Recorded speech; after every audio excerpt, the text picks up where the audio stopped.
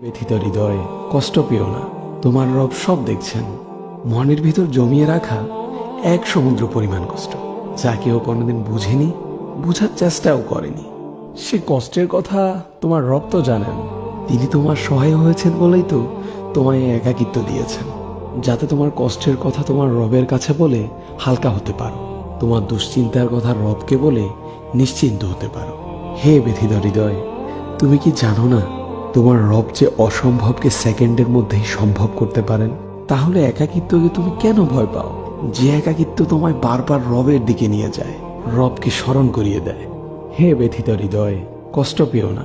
শীঘ্রই তোমার রব তোমাকে এত দিবেন যে তুমি সন্তুষ্ট হয়ে যাবে। ব্যথিত হৃদয়, কষ্ট পেও না। তোমার রব সব দেখছেন।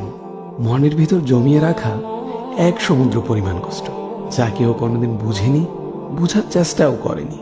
সে কষ্টের কথা তোমার